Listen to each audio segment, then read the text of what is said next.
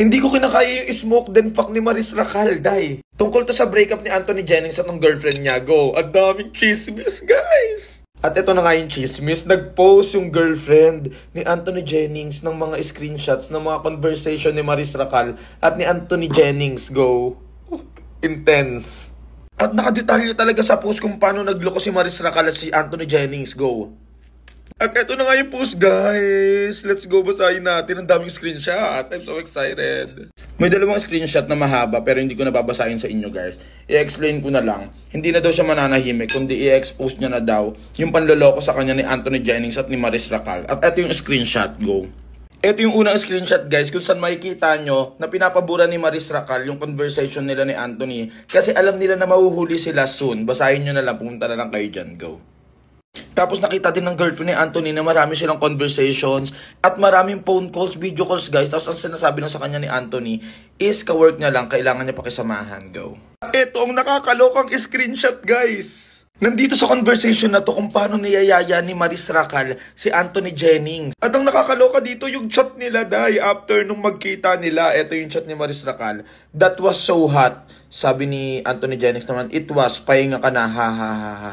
Tapos, ang sabi ni Maris Racal na pinakanaloka talaga ako, smoke then fuck. Oh my gosh. Tapos sabi niya, yes please. Sabi ni Maris Racal, padala mo please sa Oli ko bukas. Really wanna smoke tonight. Oh my God, smoke then fuck. Ano ibig sabihin nun? Hoy, OA. Tapos ito yung susunod na nakakaloka, day. After ng shooting nila sa sinushoot nilang pelikula, guys, may chat sila ni Maris at ni Anthony. Ang sabi dito, let's not force it, perfect timing will come. Parang pinag-uusapan nila yung kaelsahan, mami. Tapos etong sarap ng biyahe pa uwi, sabi ni Maris. Sabi, masaya nga ako, sabi ni Anthony. Sarap, but I'll touch myself na lang. Tapos may selfie ni Maris na nakaganon. Grabe, I'll touch myself na lang, sabi ni Maris. Naloko talaga ako dun.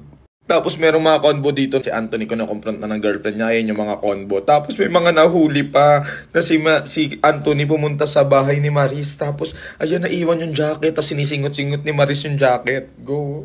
Oh my God. At ito po yung nakakaloko. Naging okay sila ng girlfriend niya. Ganyan. Kasi nagtitiwala naman yung girlfriend. Nagbibideo call po sila sa Italy nung nasa shoot siya. Hanggang sa may mga confrontations na nangyayari, day. Eh di nahuli na naman ang girlfriend, day. Tapos ang pinaka nakakaloka si Maris, nag-send ng picture nila ng boy sa Italy. Eh di nakita na naman ni girlfriend, day. Ayan, nasa bus pa lang, masaya na. Ayun yung caption. Tapos, ito pa tayo yung pinaka heartbroken dun sa girlfriend. Go, nakita nung girlfriend yung conversation ni Maris at ni Anthony.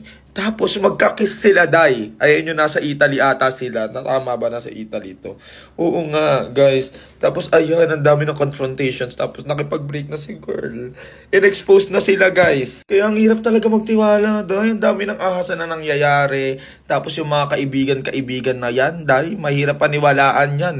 Trust your instinct, guys. Go na, guys. Sa akyat na ako. Tama na yung chismis. Sinaantok na ako. Go. Good night.